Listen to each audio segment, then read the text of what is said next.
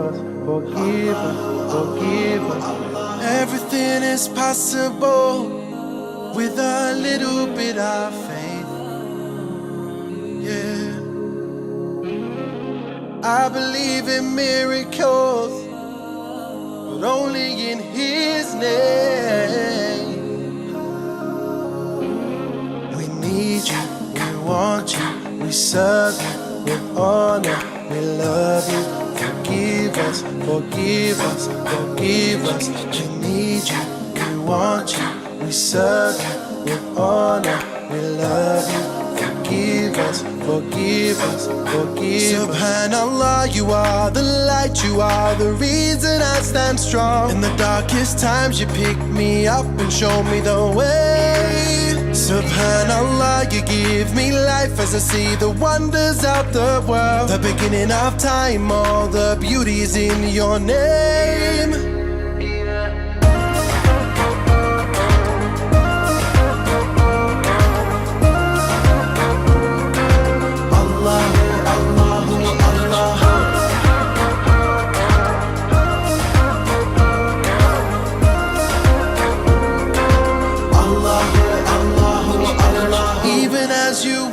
Talk, He is looking out for you.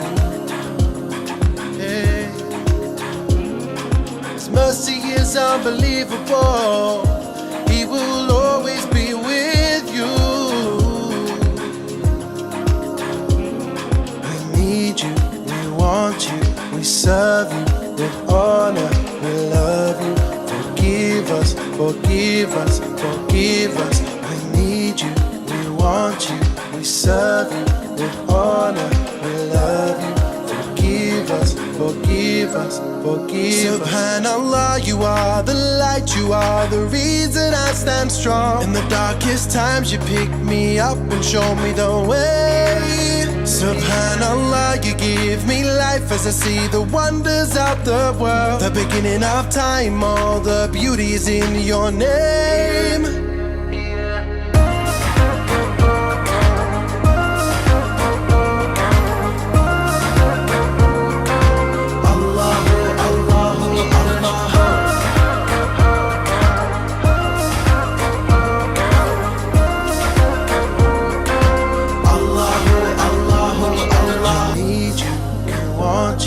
Serve you with honor, with love.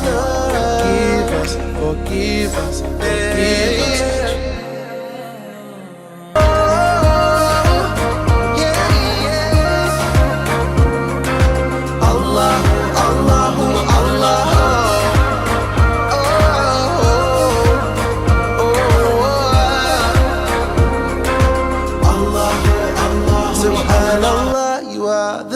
You are the reason I stand strong.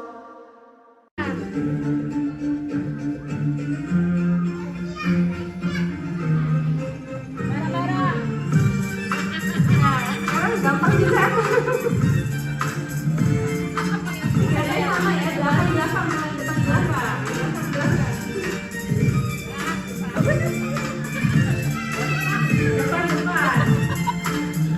Bu Hanifah, coba dilihat videonya Bu Hanifah. Kenapa gerakannya jadi begitu? Nanti papa kita semakin ini panas ini.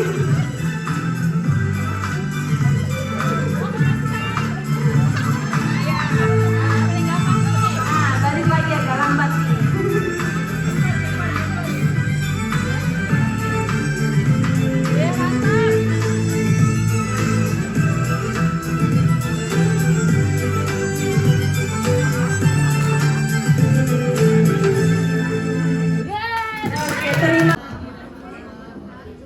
Alhamdulillah, insya Allah.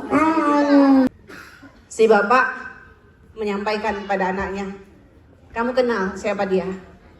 Enggak kenal, Pak. Terus nomornya kok lama tadi, gitu loh. Si anak bingung. Disampaikan oleh bapaknya begitu. Emangnya ada yang salah, Pak? Si bapak mengatakan, nggak seharusnya kamu bicara dengan orang asing yang baru kamu kenal, ngobrol lama, menghabiskan waktu di tempat terbuka seperti ini. Tadi katanya anaknya heran Bu ya, Bapak saya ngobrol sama satu orang dengan begitu. Terjadi ini Ibu? Terjadi nggak nih anak kita ngobrol dengan sembarangan orang? Dengan lintas kota, lintas negara, lintas benua Bu saat ini. Dan itu sudah terjadi. Mereka ngobrol menghabiskan waktu membicarakan banyak hal yang tidak jelas. Teknologi yang ada pada saat ini menjadi daya ungkit bagi anak-anak kita, bukan menjadi daya yang menurunkan kualitas diri anak-anak kita. Tadi saya sampaikan Bu ya, fakta yang sudah ada itu sekarang faktanya generasi Z ya. Nah, ini sedikit saja saya ambil dari Google Bu. Saya tidak kenal mereka, tapi di situ juga saya datanya belum lengkap itu. Ada Amar Mandili Bu. Tadi yang saya katakan ini umur 19 tahun Bu ya, di tahun 2020 Bu.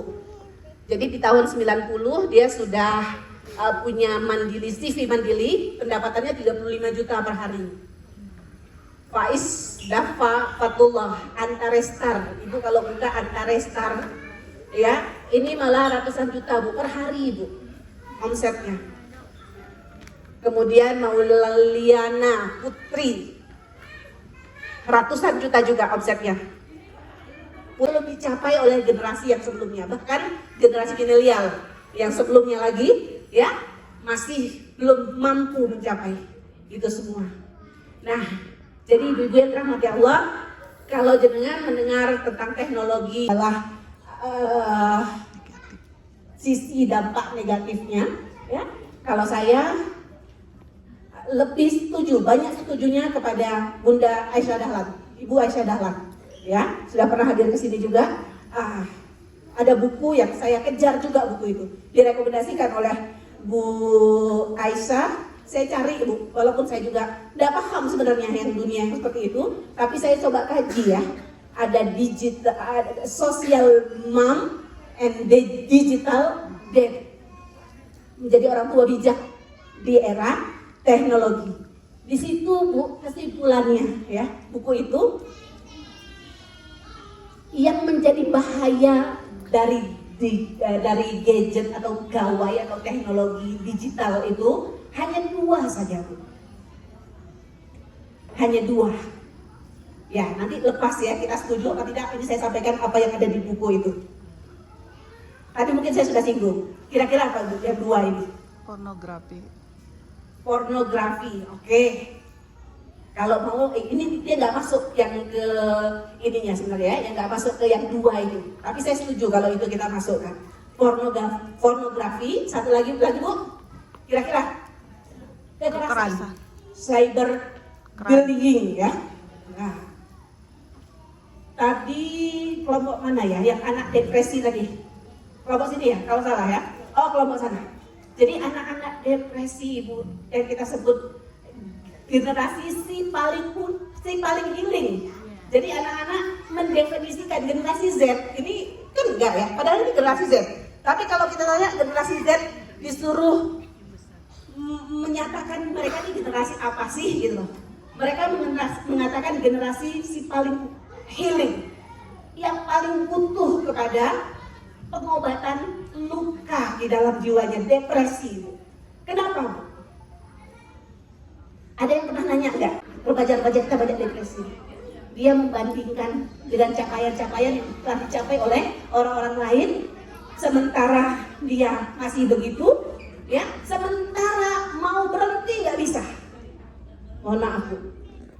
Ini yang ketiga saya masuk bahaya dari teknologi digital itu adalah ya tidak bisa berhenti.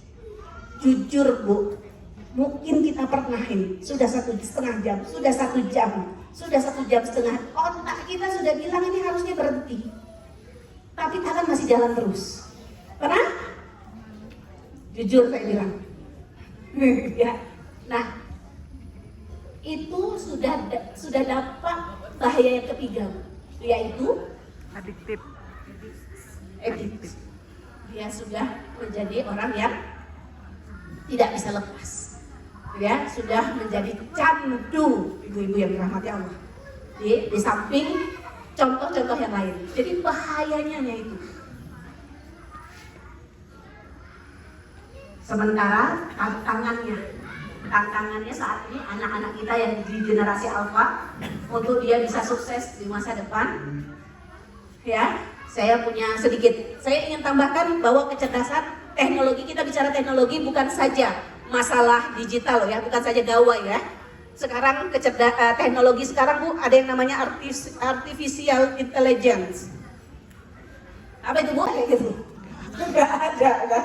Kita mau ngumpulin kayak gitu.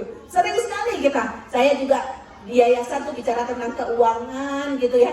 Terus saya bilang, ada nggak nih kalau yang ini dipencet gitu ya langsung keluar dari pengumumannya gitu ya? Nggak ada ustazah gitu loh. Ya. Nah itu tantangan Bu. Jadi tantangan, jadi kecerdasan buatan itu akan lahir, ya akan lahir dari mana? Kalau mesin-mesinnya diajar. Jadi sekarang lapangan pekerjaan 10 tahun, 20 tahun, 30 tahun lagi adalah ya anak-anak yang bisa membuat kecerdasan. Jadi mesin itu diajar dulu Bu dia, diprogram dulu dia, baru nanti bisa. Dan itu nanti sangat memudahkan pekerjaan kita. Sudah? Dan pekerjaan-pekerjaan seperti itu peluangnya ibu-ibu yang dirahmati Allah ya bisa menggeser, mengancam 230 juta tenaga kerja. Artinya apa? Ketika kecerdasan itu sudah terbentuk, banyak hal yang sekarang kita butuh. Paham maksud saya? Jadi kita sudah banyak dibantu ini dengan kecerdasan mesin. Tetapi masih banyak lagi yang belum. Nah, ketika kecerdasan itu sudah terbentuk, 230 juta anak-anak kita yang akan datang tidak akan dapat bagian lapangan pekerjaan gitu loh kira-kira. Kenapa? Karena sudah digantikan oleh mesin. Itu baru bicara tentang artificial intelligence. Ada lagi apa sekarang? Ya, otomatisasi proses robotik Bu. Ya, ini mirip-mirip. Saya singkat saja Bu ya, karena mohon maaf saya nggak fasih ngomong begini nih. Saya tidak fasih karena saya sudah minta izin. Jurusan saya bukan ini gitu. Ya, ya Internet of Things Bu. Apa maksudnya? Semua dihubungkan dengan internet. Jadi kalau sekarang yang baru dihubungkan dengan internet kan baru ponsel kita aja. Bisa semuanya digantikan dengan internet, terutama pekerjaan-pekerjaan berulang, ya pekerjaan-pekerjaan berulang, termasuk sekarang Bu punya asisten pribadi untuk jawab email yang masuk, jawab pesan, ya yang sudah bisa tapi belum total gitu loh. Jadi 60% lagi dari total pekerjaan nanti akan digantikan oleh Internet of Things tadi. Dia punya kemampuan Bu, kemampuan untuk dengan gawe. Kalau kita masih ngelihat gini, kalau dia udah langsung kebaca itu. Hanya perlu berapa detik gitu saja. Hanya perlu beberapa menit saja dia untuk memutuskan ini konten yang perlu atau tidak perlu. Nah, itu diantara keahliannya itu seperti itu. Paham ya? Nah, dari sini tadi saya sampaikan saya setuju dengan pendapat bahwa yang berbahaya dari teknologi digital terutama saat ini adalah ketika anak kita jadi korban kekerasan tadi, kemudian jadi candu. Dia candu dengan gadgetnya, dengan komputernya, datanya. Oh, ada di sini. Sebentar. Nah, ini Bu. Dampaknya Bu dari Rumah Sakit Jiwa Cisarua Bu ya.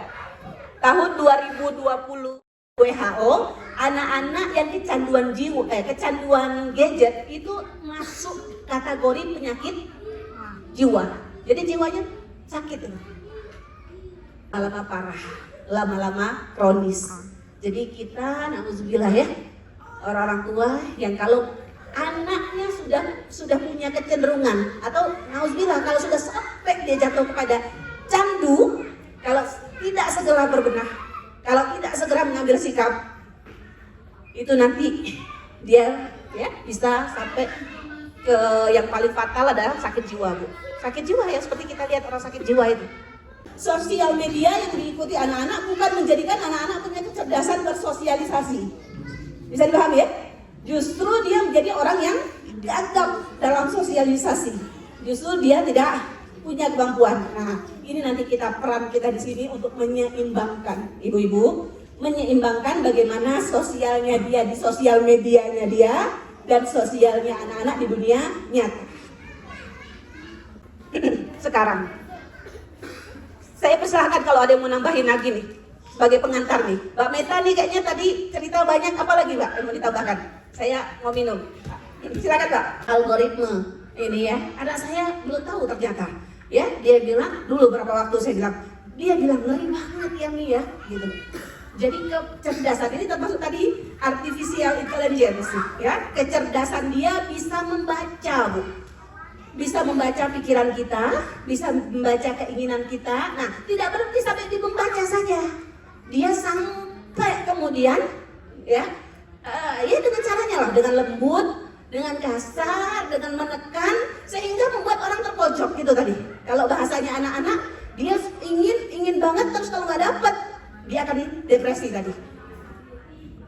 Apalagi ditambah lihat ini dapat, ini punya semua, sementara aku nggak dapat apa yang aku inginkan. Sementara orang semuanya pakai seperti itu. Nah ini tekanan-tekanan tadi, dan itu dari algoritma YouTube, Instagram, dan Facebook dan sebagainya. Ibu-ibu yang saat internet ini menjadi satu kebutuhan yang tidak mungkin kita tutup mata saat ini ketika kita mau anak-anak kita sukses nanti. Ya, ketika lapangan pekerjaan sudah menuntut anak-anak dengan keahlian spesifikasi ahli di situ. Nah, jadi disinilah peran kita orang tua. Disinilah perlunya hadirnya kita memberikan arahan yang tepat, memberikan pendampingan yang tepat, memberikan tarbiyah kita tadi, mendidiknya kita dengan anak-anak. Ya, ibu-ibu yang dirahmati Allah, saya siapkan 3 poin saja. Mudah-mudahan nanti kita bisa diskusi ya. Saya siapkan poin, kita merumuskan tujuan, kemudian susun peraturan, kemudian nanti tidak melanggar rambu agama. Ini saja Bu. Juga mungkin merasa sedikitlah punya ilmu agama, tetapi ketika saya baca bagaimana pendampingan ibu-ibu yang bijak, yang menguasai teknologi, itu luar biasa Bu. Mereka bikin tujuan, merumuskan apa yang bisa mereka lakukan dengan digitalnya, itu sangat luar biasa. Jadi ibu-ibu yang memang punya keahlian seperti ini, ya seharusnya bisa lebih menggali apa yang kemudian bisa diambil manfaat positif dari teknologi itu. Bisa dipahami ya? Nah, saya mungkin di situ saya tidak bisa memberikan banyak insight di situ, tapi ibu-ibu yang lebih melek teknologi kita bisa melihat lagi sisi mana kita bisa berperan, kita bisa main, kita bisa mengambil manfaat dari gadget. Jadi 3 poin ini saja yang insya Allah kita akan belajar agama, pengetahuan maksud saya pelajaran situ pelajaran umum Bu ya. Kemudian skill digital dan non digital, informasi, pertemanan, hiburan Bu. Ini sebenarnya tujuan ya, atau kira-kira manfaat gitu loh yang didapat dari gadget itu Bu, dari gawai. Ya, dari kalau bisa dikasih presentasi Bu, presentasinya ya, presentasi untuk belajar berapa waktunya ya, nanti sekalian nanti dengan dosisnya juga setelah ini. Jangan-jangan kita belum komunikasikan ini kepada anak-anak. Skill Bu, digital dan non digital. Tadi saya bicara nanti terkait dengan dosis, berapa waktu yang ideal sih yang boleh kepada anak-anak pakai HP, berapa Bu? Jadi aku nggak baca itu 3 jam Bu, itu idealnya. Hanya kabar baiknya nih, nah ini saya sampaikan ya, kabar baiknya ini saya setuju. Jadi saya belajar, saya mencoba mencari perbandingan ya, kabar baiknya tadi saya belajar tadi dari pakar parenting di Syria. Ini yang dosis 1 jam ini, ya itu yang dipakai untuk bermainnya. Jadi anak berapa tadi? Anak 2 sampai 6 tahun itu 1 jam per hari untuk main. Tapi kalau dia mau belajar content creator, silahkan. Gitu loh. Kalau dia mau belajar coding, silakan. Dia mau menggali sejarah, ya nggak apa-apa karena dunianya sekarang begitu, Bu. Ya, kita kasih buku. Kalau dulu kita beli buku di Gramedia gitu, udah seneng banget ya. Udah senang sekali gitu. Ya. Nanti Bu ada saatnya Bu. Jadi Ibu dan dosis. Tadi kita sudah singgung dosisnya. Apapun saya rasa sebenarnya apapun aktivitas, apapun yang kita lakukan, kita tidak lepas dari aturan. Bahkan kalau saya mau tanya, agama itu apa sih Bu? Tahu. Hidup kita tidak akan teratur kalau kita tidak beragama. Perbedaan otak laki-laki dan otak perempuan. Otak laki-laki itu yang tumbuh adalah otak bermainnya dulu, Bu. Nah, sekarang mainnya di mana anak-anak? Mainnya di gadget. Ya, mainnya di gadget karena dunianya sekarang seperti itu, Bu. Coba anak-anak kita mau bilang main galasnya gitu. Gimana aktivitas non gadget dengan aktivitasnya gadget? Jadi silakan. Kalau mesti main, memang mainnya di situ, tapi dia juga butuh fisik. Dia berkembang. Dia juga butuh motorik halusnya, ibu-ibu yang rahmati Allah. Jadi bukan motorik halusnya begini doang gitu ya. Jinat tabau. Ketika orang-orang yang diikuti berlepas diri dari orang-orang yang diikuti. Paham Bu ya? Jadi nanti kalau yang diikuti sama anak kita Bu melakukan dosa, melakukan perbuatan, kemudian nanti saatnya di dalam pertanggungjawaban di akhirat, kemudian ini anak ini nyalahin yang diikuti, apa bisa Bu? Nggak bisa. Dia akan berlepas diri. Salah kamu sendiri, kenapa kok ikutin aku gitu? Ini yang harus kita pastikan kepada anak-anak kita. Kita harus pastikan siapa yang diikutinya. Jangan sampai Bu ya, kita mengajarkan nilai-nilai yang baik di rumah kita, tapi dia mengikuti orang-orang yang tidak bertanggung jawab. Jangan terlalu ini, tapi kita harus tahu. Disitulah pantauan kita. Karena anak-anak kita adalah tanggung jawab Bu, tentu saja yang akan dimintai pertanggungjawabannya oleh Allah. Momen tanpa gadget. Sudah belum? Ya, sudah belum kita membuat peraturan di rumah kita waktu-waktu yang non gadget. Miris Bu ya, miris sekali. Sebelumnya terakhir ibu-ibu, terakhir ya, tidak melanggar rambu-rambu agama. Ini sudah nampak semua Bu, dan ini sebagian besar di Quran surat An-Nur. Saya ulang lagi Bu, di Quran surat An-Nur ini.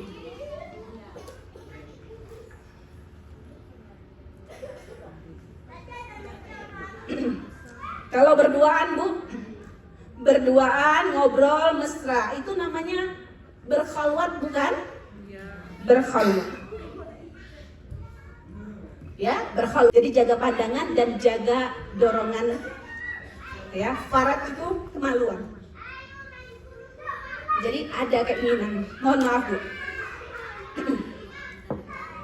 Anak yang menjelang balik. Ya, kalau belum masih jauh, masih 7 tahun, 8 tahun, dia masih belum ada birahinya. Nah, bagaimana kita bisa membahasakan ketika ada keinginan sudah datang itu? Itu gimana sih? Gimana Bu?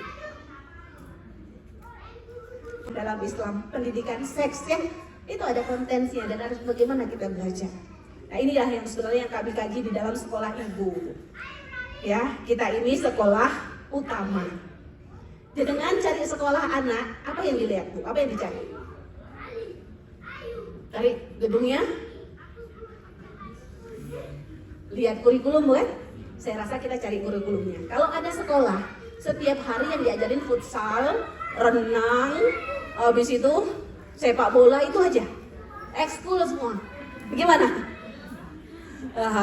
Pasti nggak mau kita kan? Jadinya ibu-ibu yang dirahmati Allah, kalau kita nyari sekolah anak, kita cari kurikulumnya apa. Sekarang kita adalah sekolah yang utama buat anak-anak. Sudah punya belum kita kurikulum? Kita sebagai pendidik anak-anak kita. Saya buka sekolah ibu di Pangkalan Bun Bu. Dulu ya, berapa waktu yang lalu. Selesai saya membuka, datang seorang lebih muda. Oh, ibu guru ya, saya bilang. Iya Ustazah, dia bilang ya. Ibu jadi guru, mata pelajarannya sudah tahu, buku pegangannya sudah tahu, sistem evaluasinya juga ibu sudah tahu. Makanya udah, sekarang ibu jadi sekolah bagi anak. Ibu udah tahu kurikulumnya apa?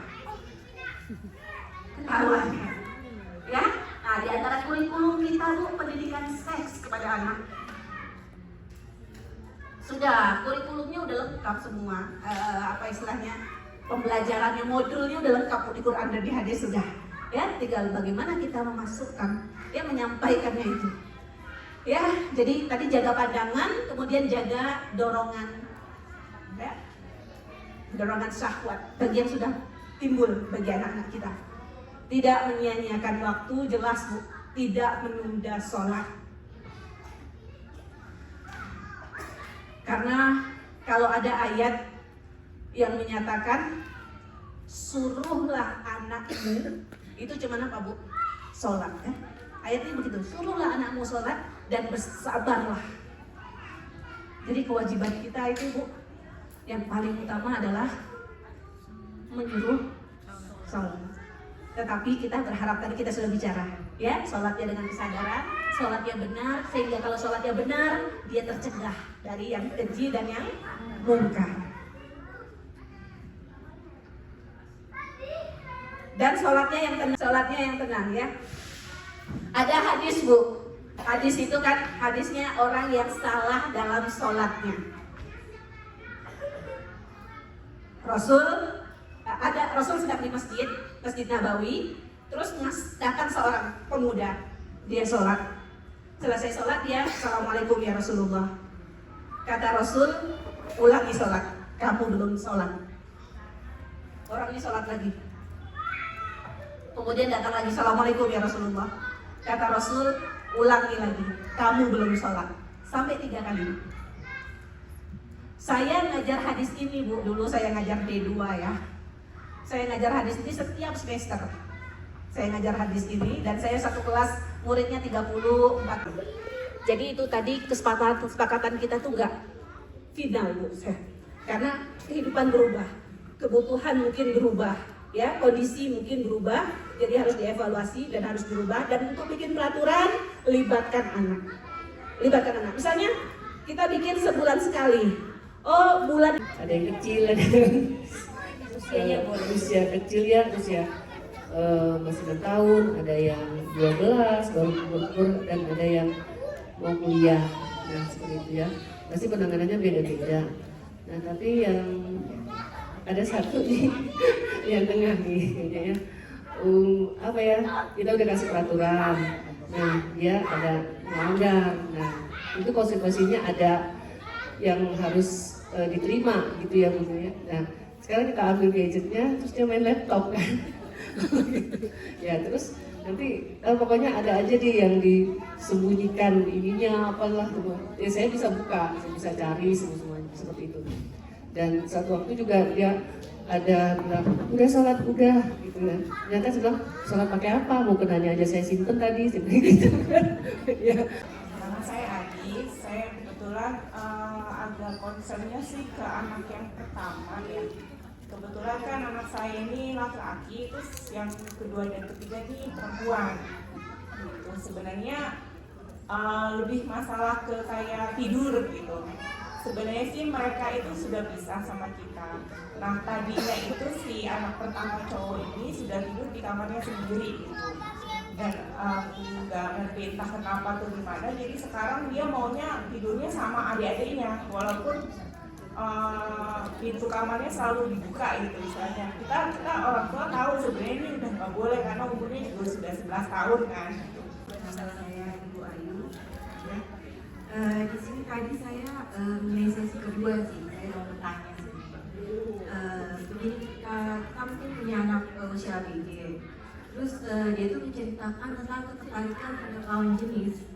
Nah, terus jadi saya yang bisa pengen tanya, bagaimana sikap kita sebagai orang tua itu agar anak-anak itu tetap keras dari kita itu? Anak kedua. Mungkin ada yang pernah baca, ada yang pernah dengar juga, spesial. Siapa yang anak kedua di sini? Oh, iya. Spesial juga.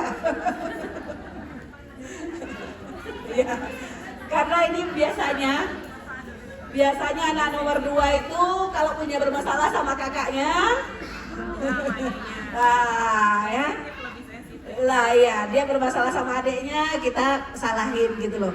Ya, dia sama kakaknya, kakak lo harus dihormatin gitu ya. Nanti dia bermasalah sama adiknya, kita salahin lagi. Kamu sama adik kamu gak mau kalah kayak gitu loh ya, bingung dia. Bingung. Iya.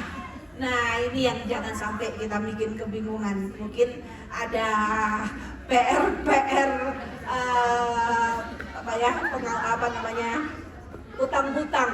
utang-utang kita dalam tarbiyah kita kepada anak kita. Jadi hati-hati kalau kemudian mendapati anak nomor 2 yang seperti itu. Mungkin aku selama ini masih kurang bijak ya kepada anak kedua. Wah, saya kebetulan anak kelima. Dengan gadgetnya, kelekatan hatinya dengan gadgetnya itu tadi kita sudah bicara, bisa kita tolerir ketika memang dia memanfaatkan. Nah, itu yang kita harus pastikan. Jadi bukan sekedar nonton konten yang porno. Sebenarnya tadi kita bicara bagaimana kemudian anak keras dan maksudnya begini Bu, dia bisa menerima bahwa yang dia lakukan itu salah. Yang dia lakukan itu salah dan yang dia lakukan itu dia merugikan dirinya. Ya, tapi dengan rangkulan kasih sayang kita. Tapi tadi kita awali dulu gitu kan. Ya, ini anugerah. Jadi kalau tadi kan Ibu dia tidak mau sholat, ya. Coba dijelaskan. Bukan nggak mau sholat ya, mungkin sekali berbohong itu saja, sekali saja berbohong. Saya ingat mungkin saya juga pernah dulu waktu belum masih apa ya, iya. Saya ingat waktu itu ditanya ibu saya sudah sholat, saya ngangguk gini, ya. Terus ibu saya diam, sama saya, kata ibu saya udah sholat, udah kan saya cuma ngangguk doang, saya nggak bilang belum gitu loh. Kita kalau kita nggak jaga sholat, jagalah Allah, Allah akan jaga kita. Jaga Allah itu bagaimana sholat nomor 1. Jadi itu dengan kita jaga, nanti Allah yang akan jaga kita. Ini kita hidup kita dengan agama, kaitannya dengan anak, ini tanggung jawab, ya. Ini tanggung jawab yang harus kita jalani dan ada beban dari agama, tanggung jawab dari agama yang harus kita laksanakan. Itu harus berpikirnya. Jadi jangan nanti dia begini, itu kita membuat ketakutan yang sebenarnya tidak ada alasannya sebenarnya, ya. Tinggal bagaimana kita komunikasikan. Umi, Mama menyampaikan ini karena sayang. Gak ada salahnya, nggak ada yang salah. Anak kita cinta, anak kita suka, anak kita kagum, gitu kan? Nah, cuman masalahnya sekarang itu bisa ditahan apa tidak? Itu bisa dikuasai apa tidak? Itu jangan sampai kemudian membuat dia melakukan tindakan yang dilarang. Ya, saya suka dulu saya juga ngajar Bu ya, sebelum tobat ya, saya ngajar di depan mahasiswa saya bilang apa hukumnya pacaran gitu. Apa bu hukumnya pacaran? Saya bilang nggak ada tuh Quran hadis bilang haram pacaran, nggak ada. Wah seneng tuh anak-anak, mahasiswa seneng ya. Tapi saya bilang, tapi pandang-pandangan, ya, pandang-pandangan jelas nggak boleh kan? Kan harus nurunin pandangan.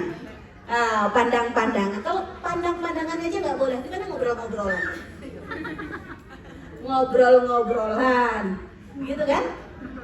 Tepuk-tepukan, kan mahasiswa kan gitu kan? Tepuk-tepukan. Mahasiswa saya nyambung bu, lebih bu dari itu. Mahasiswanya bilang gitu. Jadi semua yang ada dalam pacaran itu yang ditampakkan adalah ya hal yang dibuat, yang dihias. Jadi tidak ada yang benar, begitu loh. Maksudnya saya pernah mendengar bu, yang kasus seperti ini, termasuk kasus yang misalnya masih ngompol, yang suka bangun malam takut gitu loh. Itu terapinya bu, diceritain sebelum tidur. Cerita apa saja bu, apalagi kalau tadi anak udah umur 10 tahun ke atas, cerita hal-hal yang menggugah. Nah, ya, cerita sebelum tidur 1 pekan, 2 pekan, nanti akan dapat bu, yang ngompol bisa berhenti ngompol. Ya, yang masih punya rasa takut gitu loh, takut sehingga bangun malam. Nah, karena dia ada kekhawatiran gitu loh. Tapi ketika dia tidur dengan kondisi tenang, kondisi dia bahagia, kondisi dia itu insya Allah selesai. Jadi saya